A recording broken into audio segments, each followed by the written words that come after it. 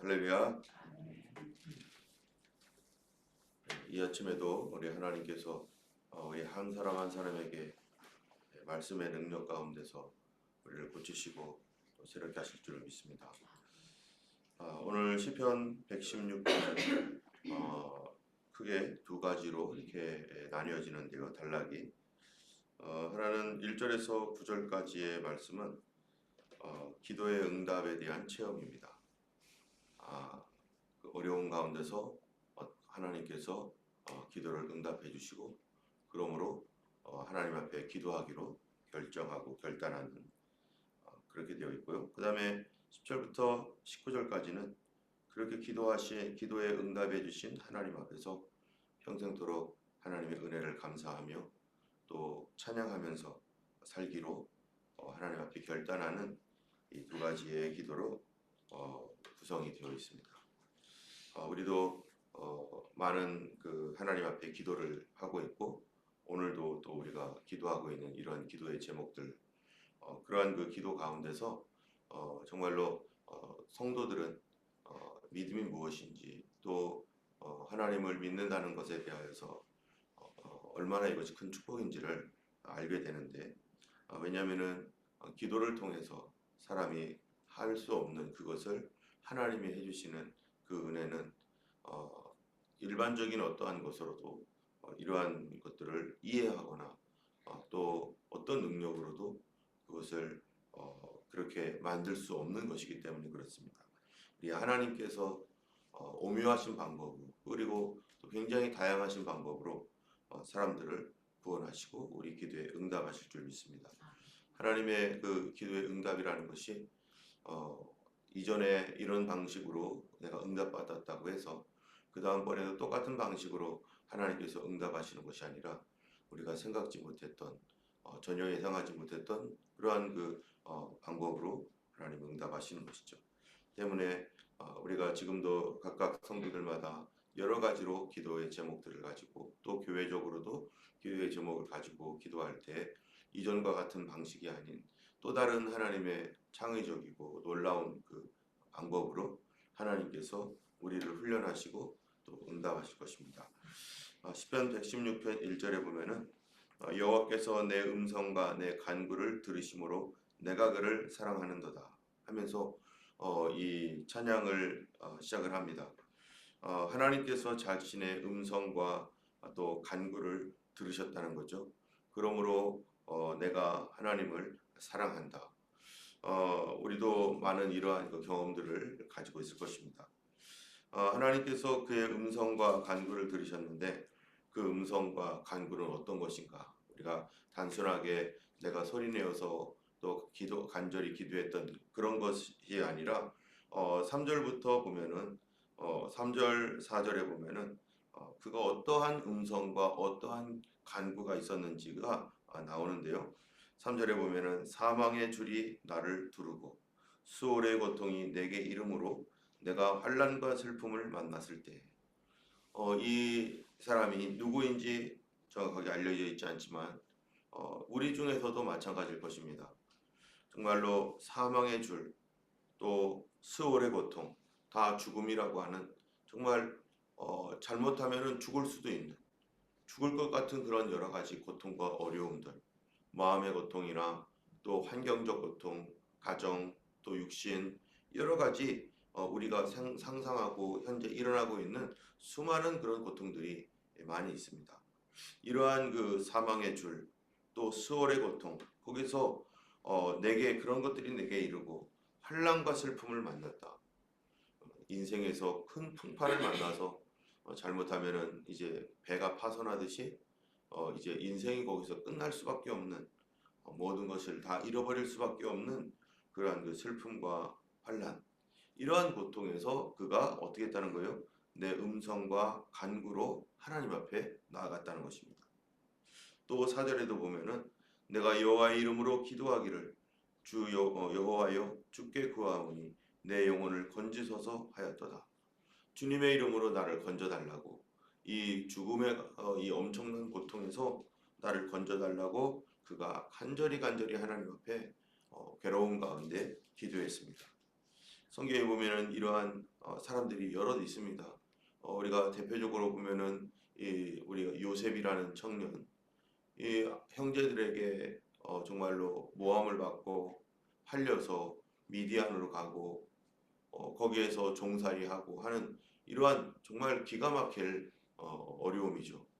이런 자기의 형제들이 자기를 죽이고 또 자기를 그렇게 못 살게 굴었던 그러한 고통, 또 거기서 순결을 지키며 믿음을 지켰더니 또 감옥으로 가게 되는 이러한 그 고통들이 그럴 때에 하나님 앞에 그가 간구하고 부르짖었죠. 우리가 잘 아는 다윗도 마찬가지입니다. 그가 사울에게 쫓겨다니는 자기의 잘못이 아니라 좀 무고하게 이렇게 쫓겨다녔던 그러한 그 고통도 있었죠.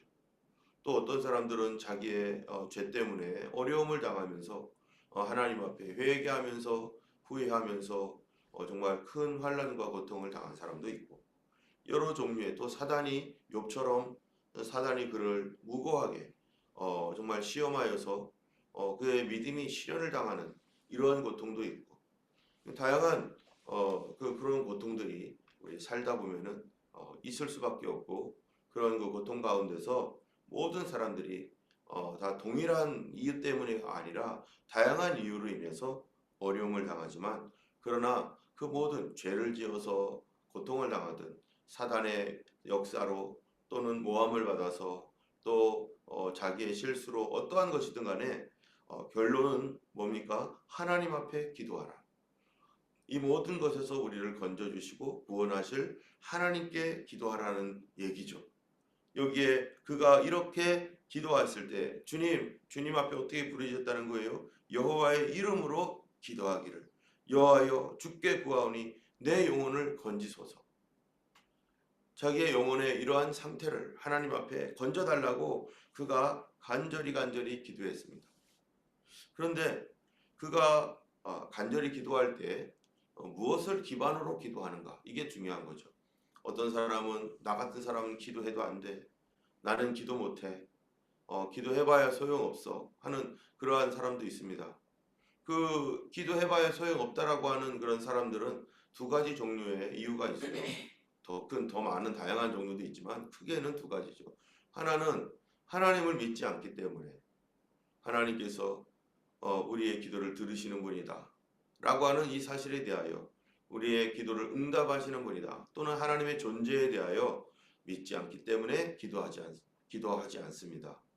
두 번째로는 뭡니까? 내 자신이 하나님께 나아갈 만한 그러한 위인이 못 된다라고 생각하기 때문이죠. 나는 자격이 없어. 나는 기도해도 소용없어. 하나님은 계시는 거 내가 알지만 하나님은 나 같은 사람의 기도는 들어주지 않을 거야. 나는 이렇게 내가 잘못을 했고 이렇게 내가 나쁘고 나도 나를 잘 알아. 나 같으면 나 같은 사람의 기도를 안 들어줘. 하나님도 안 들어줘. 이런 자기 자신에 대한 그 죄책감 이것으로 그게 너무 커서 나가지 못하고 나 같은 것은 죽어야 된다고 생각하고 이러한 것으로 이건 불신앙이죠. 둘 다 불신앙입니다. 하나님이 계시지 않다라고 하는 불신앙은 이방인으로서의 불신앙이고 하나님이 나 같은 자의 기도는 하나님 들어주지 않을 거라고 하는 것은 하나님을 믿지 않는 정죄에 빠지는 불신앙이 되는 거죠. 그러나 오늘 본문에 나오는 이 사람은 하나님 앞에 어떻게 하느냐? 이 사람이 자기가 어떤 상황에서 이 엄청난 어려움을 당했는지 사망의 줄 수월의 고통을 받고 있는지는 나와 있지 않지만 그러나 그가 하나님 앞에 나아갈 때 어떻게 나갔습니까? 자기 자신의 어떠한 그 부족함과 연약함 뭐 이런 거 갖고 나가는 게 아니에요. 5절에 보니까 여호와는 은혜로우시며 의로우시며 우리 하나님은 긍휼이 많으시도다. 하나님은 어떠한 분이라는 거예요? 은혜롭고 의롭고 긍휼이 많으신 하나님. 나에게서 내가 하나님께 나아갈 자격을 찾는 것이 아니라 하나님의 성품을 의지하는 것입니다. 우리 모두는 하나님께 나아갈 때 나의 어떤 의로움이나 이런 거 가지고 하는 것이 절대 아니죠.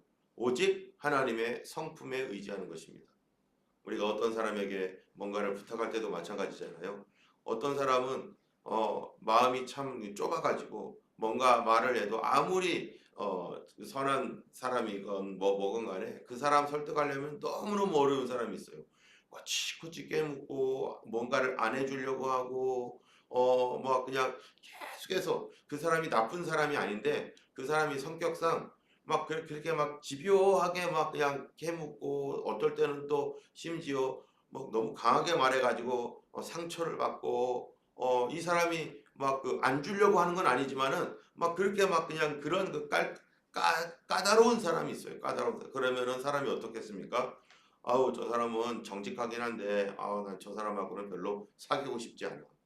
저 사람은 좀 이 공의로운데 근데 저 사람은 너무너무 그 막 칼로 착착 재듯이 아주 그 사람한테 가면은 아주 그냥 무슨 심판받고 오는 것처럼 그 사람하고는 내가 아무리 어려워도 도와달라고 말하고 싶지 않아. 그 사람이 너무 정직해서 너무 칼 같아서 여러분 그런 경우 있죠. 어떤 사람 막 대쪽 같다라고 하잖아요. 대쪽 같은 사람 그 성품이 좋은 거죠. 어떤 문제 앞에서 정말로 굽히지 않고 아주 그냥 쫙쫙 그냥 뭐 목숨을 걸고 나가는 아주 그 대쪽 같은 그런 거 성품은 좋지만 그러나 다른 사람들에게 부드럽지 않고 다른 사람들도 다 대쪽처럼 그냥 막 쫙쫙 자르고 맞는 말만 해요. 그 사람이 하는 말은 정말 맞는 말이에요. 그런데 맞는 말이기 때문에 사람에게 칼을 찌르듯 찔러버려서 자기는 그런 의도는 아니지만 다른 사람들이 계속해서 상처를 받게 되는 거죠. 그 사람은 좋은 사람이지만 그 사람 곁에 사람이 없는 거죠. 우리 하나님은 과연 이런 분인가? 하나님은 정의롭고 공의로워서 우리가 나갈 때 하나님이 내 속을 뚫어지게 바라보면서 내 죄를 막 나는 내 죄를 지적하고 거기서 막 헤집고 막 난도질을 당하고 막 그러면서 그 온갖 창피를 당하고 뭐 이렇게 하면서 그러한 어떠한 그런 상태를 만들어 버리는 하나님인가? 하나님이 의롭고 다 맞아요. 다 맞죠. 빛처럼 쫙쫙 비춰주니까 내 안에 막 다 드러나는데 뭐 이런 그래서 나는 무서워서 못 나가. 나 같은 사람 거기 나갔다가는 큰일 나. 그분은 너무 대쪽이야. 이런 하나님인가? 여기에 5절에 보면 의로우신 하나님 그런 하나님이시죠. 의로운 하나님이에요. 또 여기서 말하는 의라는 것은 우리가 체다카라고 하는 그런 의도 당연히 포함되는 것입니다. 그런데 그런 하나님의 그런 빛과 같은 하나님이시지만 그분은 그러한 빛에는 뭐가 있는 거예요? 생명을 살리는 빛이죠. 죽이는 빛이 아니라. 그래서 이 아무리 정의가 있고 공의가 있어도 거기에 반드시 있어야 될 건 뭡니까? 은혜로우시고 긍휼이 있어야 된다는 거예요. 은혜와 긍휼. 이 은혜와 긍휼이 없는 그러한 공의는 공의가 아닙니다. 참된 의, 체다카라고 하는 것은 거기에 뭐예요? 채워주는 의잖아요.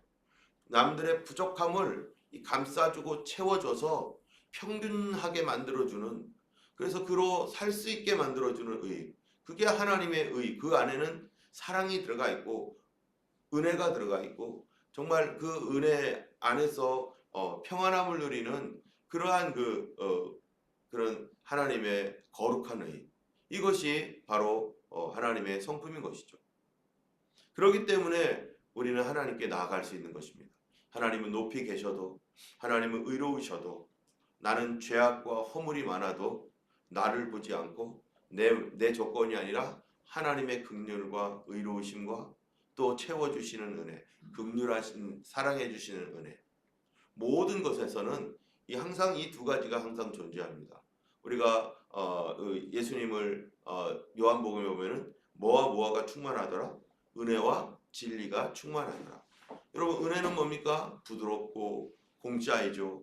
정말 너무너무 좋은 거예요. 그런데 아무리 그 은혜도 아무리 다 좋습니다. 사랑합니다. 용서합니다 해도 그 안에는 반드시 뭐가 있어야 돼요? 진리가 있어야 되는 거죠. 또 아무리 진리라고 해도 그 안에는 또 뭐가 있어야 돼요? 뭐 자르고 부수고 막 다 그냥 막 드러내도 그 안에는 은혜가 있어야 되는 거죠. 은혜가. 사랑도 마찬가지예요. 고린도전서 13장에 보면은 사랑은 무엇과 함께 기뻐한다고요? 진리와 함께 기뻐하느니라. 모든 사랑은 진리의 사랑이라는 거죠. 그래서 진리가 아닌 사랑은 사랑이 아닌 거예요. 그래서 동성애나 이런 거는 사랑이 아닌 거죠. 그거는 정욕인 것이고 죄악인 것이죠. 그렇기 때문에 사랑에는 진리가 들어가 있어요. 하나님의 성품, 진리가 들어가 있고 진리에는 항상 사랑이 들어가 있어야 되고 사랑에는 긍휼과 은혜가 그 핵심적 내용입니다. 그 하나님 앞에 우리가 나아가는 것입니다. 그렇기 때문에 그 안에 나가다가 보면은 우리 당연히 뭐를 하게 되냐면은 진리를 발견하게 되니까 내 자신의 부족함과 연약함 그것을 깨닫게 되고 회개하게 되고 또 그러한 가운데에 나가서 하나님의 싸매 주시고 위로해 주시고 불쌍히 여겨 주시는 하나님의 그 은혜를 받게 되는 거죠. 그러나 무엇이 먼저인가? 진리가 먼저인가? 은혜가 먼저인가? 이거는요 상관이 없어요.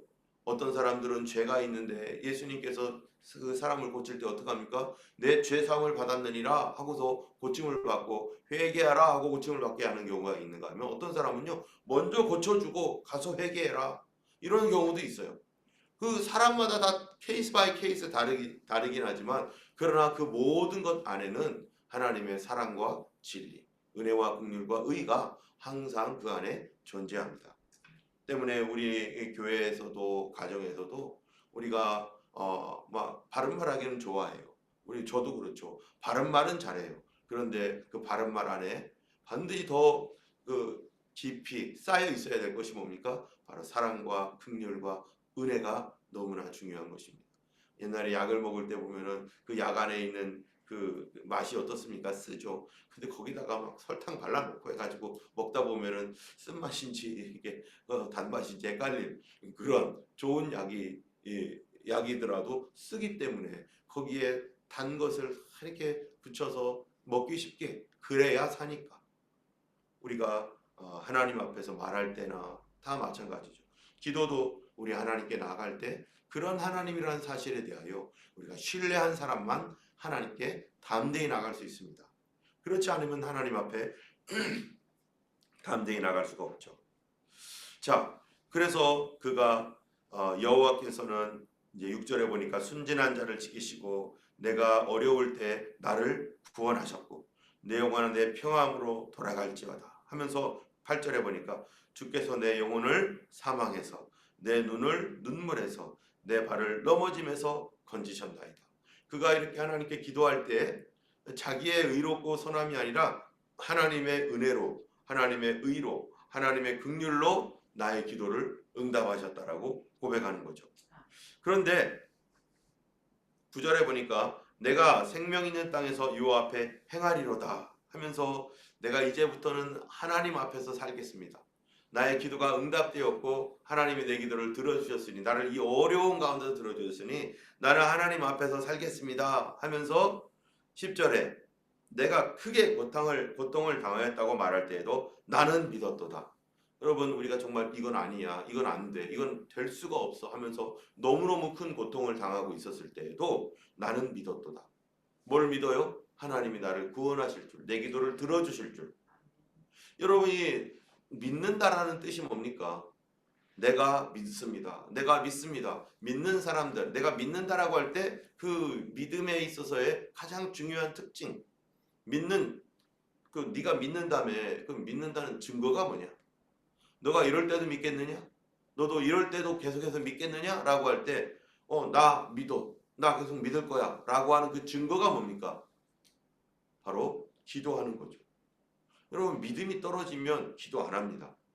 믿지 않을 때부터 기도하지 않습니다. 그래서 이 기도를 포기한다는 것은 더 이상 믿지 않겠다는 얘기예요. 우리도 하나님 앞에 기도하다가 그 기도를 내려놔 버렸어요. 그건 뭡니까? 더 이상 간절하지도 않고 그냥 포기해버린 거예요.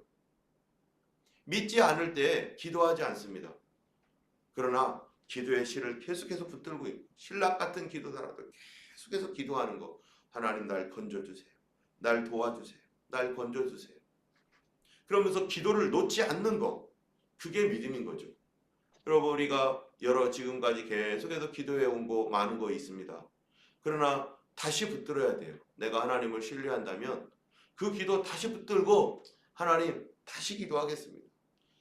깃발을 다시 들어야 돼요. 그 깃발을 들고 하나님 내가 다시 기도하겠습니다. 내가 믿지 않고 정말로 내가 실망해서 내려놓았던 것 내가 다시 들겠습니다. 이게 너무나 중요합니다. 11절에 보면은요. 내가 놀라서 이르기를 모든 사람이 거짓말장이라 하였도다.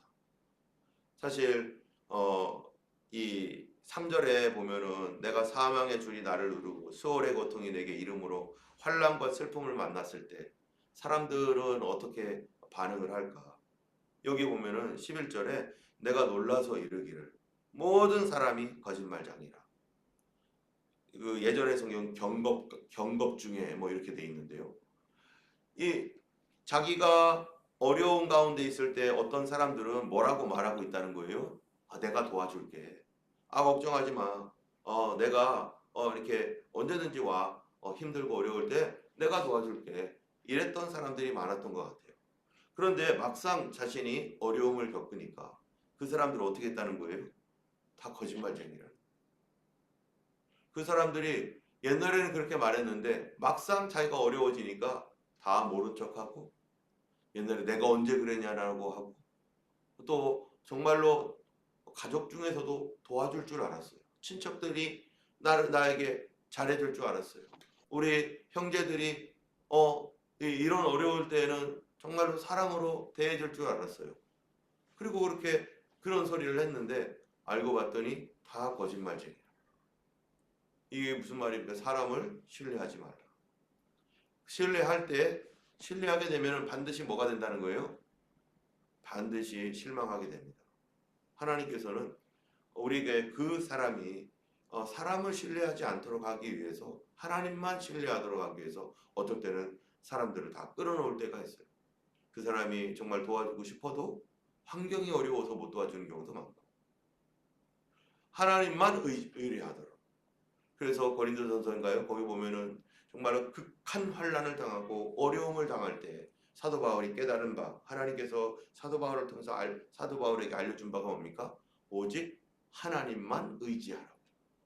사람을 신뢰하거나 저 사람이 도와주겠지, 저 사람이 어떻게 하겠지 이런 거 신뢰하려고 하는 그런 생각을 버려라. 오직 누구에게만 의존하라? 하나님께만 의존하여 뭐하라? 기도하라. 여러분 저 사람이 나를 도와줄 거야 라고 생각하면서 그 사람에게 의지하는 순간 기도해요 안 해요? 하나님을 절대적으로 의지하면서 기도하는 것을 포기합니다. 하나님만 의지하라. 하나님을 의지하고 기도할 때 하나님께서 하시는 일이 있습니다. 사람을 보내주시죠. 사람이 나를 찾아오게 하시고 또 나를 이끌어가서 그 사람을 정말로 나는 의도하지 않았는데 하나님의 은혜 가운데 정말 이렇게 하나님의 섭리 속에서 만나게 하시고 또 어떤 사건들이 그것이 다 합력하여 선이 되어 가지고 이렇게 이루게 하시는 분이 누구예요? 하나님이에요. 때문에 우리는 내 눈에 보인다고 해서 덥석덥석 이게 이익되겠네 이렇게 하면 되겠네 하고 덥석덥석 잡지 말고 하나님 앞에 기도하면서 하나님의 뜻을 구하면서 그 주님과 함께 걸어가는 삶인 것입니다. 그러면서 이가 그렇게 하나님의 은혜를 경험하고 이제 구원을 체험하고 나니까 그가 어떡합니까? 이제 17절에 내가 주께 감사제를 드리고 여호와의 이름을 부르리이다. 하나님 앞에 감사제를 드린다는 거예요. 여러분 이게 뭡니까? 이 많은 사람들이요 오늘날에는요 감사제를 드리지 않는 경우가 너무나 많아요. 감사제라는 게 뭡니까? 오늘날로 말하는 감사 헌금입니다. 여러분 어려운 문제에 빠져서 힘들고 어려울 때 두 가지 어떤 사람들이 하나님 감사합니다 뭐 해결되면 감사합니다 그리고 끝이에요. 말로 감사하는 거죠. 그리고 삶 속에서 이런 거 우리가 헌신하겠죠. 그런데 실제로 우리가 하나님 앞에 정말로 예전에는 우리가 저희 교회 어렸을 때 보면 감사 헌금이 엄청 많았었어요. 생일을 만나면 생일 감사, 어려움을 만나면 어려워서 감사, 또 무슨 응답이 되면 응답되어서 감사, 또 뭐 어떤 분이 일천번제를 또 드리는 분도 계셨어요. 새벽기도마다 계속해서 어떤 그 소원 때문에 3년 동안을 계속해서 언급을 하시더라고요. 또 어떤 경우에는 입학해서 입학 감사, 졸업하면 졸업 감사. 예전에는 엄청나게 많은 감사들이 정말로 우리나라가 그 당시에 저는 학생 시절이었죠. 학생 시절 때 보면은 뭐 교회에 계속적인 감사들이 엄청 많았어요. 그래서 감사헌금을 안에 보면 막 이런 감사 저런 감사들이 막 너무 엄청나게 많았고, 그것을 자기가 직접적으로 하나님 앞에 말로가 아니라 정말로 자기의 하나님 앞에 감사제와 같이 이런 것들로 표현하면서 감사헌금을 드립니다. 근데 시간이 점점 지나면서요, 사람들이 감사할 줄을 모르는 거예요. 감사헌금이 없어져 버려요.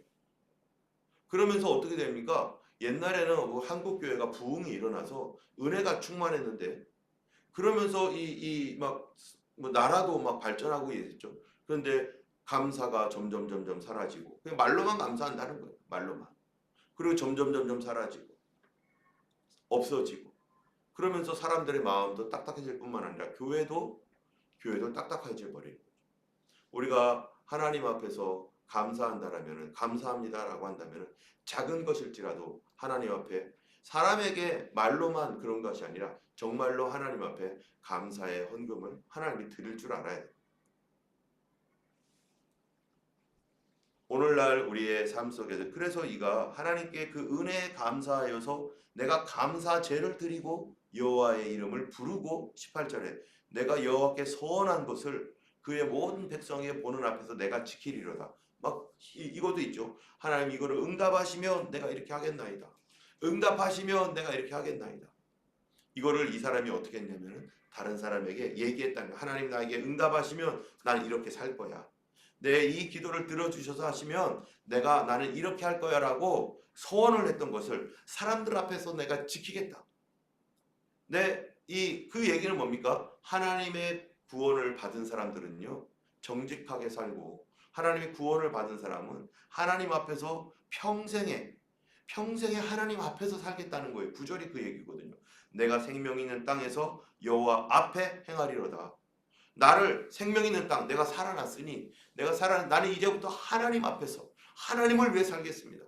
주님의 교회를 위해서, 예수 그리스도의 복음을 위해서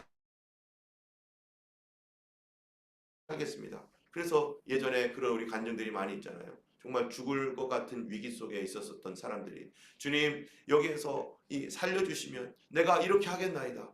그래서 예전에 그 박마이클 목사님하고 그 브리스베인에 갔었을 때 거기에 한 분을 만났는데, 그분이 정말 그분의 어머니죠. 어머니와 아버지의 그런 놀라운 얘기들 들었었는데, 그건 뭐였냐면은 그 브리스베인에서 있었던 그분의 아버지가 하나님께서 자기를 살려주시면 나는 이제 주님을 위해 살겠습니다라고 소원을 했었다는 거예요. 그런데 그 매일마다 내가 전도하겠다 이렇게 이제 소원을 했던 것 같아요. 그런데 이분이 구두 닦기를 하면서 뭐 구두 수선하고 뭐 이랬던 분 같아요. 그런데 그분이 정말로 하나님께서 정말 위기의 순간에 하나님의 구원을 경험한 거죠. 하나님의 구원을 경험하고, 그런 다음에 자기를 이렇게 구원하신 하나님 앞에 매일마다 나는 그럼 나가서 전도하겠다 해가지고요, 큰 피켓 들어서 예수 믿으세요 이거 피켓 들고서 그 시간만 되면은 버스 정류장 앞에서 버스가 이제 정류장 앞에 서잖아요. 그러면 이분 피켓을 드는 거예요. 그러면은 그 사람들이 다 보는 거죠. 그럼 저 사람 뭐야 하고서 이제 버스가 지나가는 거예요. 그런데 그때 우리가 아는 박마이클 목사님 있잖아요. 그분이 학생 시절에 대학교 다닐 때 그 지나갈 때마다 그분이 피켓을 들고 있으니까 막 속으로, 그 당시 예수님 안 믿었으니까요, 막 속으로 욕했대요. 뭐 저런 사람이 다 있어. 할 일도 없이, 응? 할 일도 없나면 저렇게 하고 있어. 그런데 나중에 보니까 그분의 자녀들이 여기 와 있는 거, 브리스베인에. 그래서 그 얘기를 하다가 그 사실을 알아요. 그분의 아버지가 바로 박마이클 그분의 아버지가 바로 이렇게 피켓 들었던 분이었다는 거예요. 그래서 박마이클 목사님이, 그분이 이미 돌아가셨지만 내가 그때 그분이 그렇게 했을 때 그것이 기억이 났는데, 그 자녀들은 이 호주에 와가지고 그 아버지의 신앙을 그가 받고서 그렇게 브리스베인에 와 있는 동안에 박마이클 목사님이 얘기하다가 그분이시하고 그러면서 거기서 박마이클 목사님이 용서를 구하시는 거예요. 내가 정말 잘못했다. 아버님은 돌아가셨지만 그 문구 그런 것 때문에 내 마음속에 그 당시에 아버지에 대해서 이렇게 했던 것들에 대해서 내가 정말 잘못했다고 하면서 그분한테 용서를 구하고, 그리고 그때 받았던 그 감동 때문에 사실은 박마이클 목사님이 이제 예수 그리스도의 복음을 듣고 또 영접하게 되고 또 이렇게 세계에 나가면서 전도할 수 있는 그런 기초가 되었던 것입니다. 그는 그 평생에 그걸 지키고 사셨다는 거예요. 그리고 그 문구를 본 사람들마다 어떤 사람은 피하고 지나가고 어떤 사람은 뭐 그랬겠지만은 그러나 그 가운데 우리는 모르지만 나중에라도 박말구 목사님처럼 그렇게 그때 그 기억을 하고서 예수 믿고 그의 그 작은 행동, 피켓 하나 든 행동이 그 많은 사람들을 어두운 가운데서 빛으로 오게 했는지 누가 알겠어요. 옛날에 이터니티 이거 그리고 다녔던 호주의 유명한 전도자도 있잖아요. 그 사람 나중에 추적해 봤더니 또 많은 사람들이 그의 그 설교나 주는 메시지나 오늘 죽으면 당신 천국 갈 수 있습니까? 라고 하는 이런 그 간단한 메시지들 이런 것들 때문에 영국에서 독일에서 여러 군데에서 자기가 아무도 전도 못했구나 하고 실망하고 있었을 때 하나님께서 그걸 희한하게 다 알게 하셔가지고 그의 그러한 것이 헛된 수고가 아니라 지금은 아무런 손에 빈손인 것 같았지만 그러나 사실은 하나님께서 그 많은 사람들을 그렇게 그의 전도가 계기가 돼가지고 예수 믿게 되었던 그가 그런 소원을 했던 것 같죠. 우리가 하나님 앞에서 정말로 이 기도에 응답을 받고 기도하는 삶을 살아가는 사람들마다 어떻게 살아야 됩니까? 하나님 앞에서 살아가야 되고 정말로 그러한 삶이 이제 2절에 보면 이렇게 돼 있어요. 그의 귀를 내게 기울였으므로 내가 어떻게 한다고요? 평생에 기도하리로다. 하나님의 응답을 받은 사람들은 기도하지 않을 수가 없죠. 우리도 평생 기도할 수 있는 우리가 되길 원하고 기도하는 삶을 우리 하나님 앞에 먼저 나아가서 우리 자녀들에게까지도 기도하는 자녀들이 되도록 우리 하나님 앞에 항상 이렇게 기도에 승리할 수 있는 우리가 되기를 주님의 이름으로 축원합니다. 기도하겠습니다. 걸어가신 하나님 아버지 감사합니다.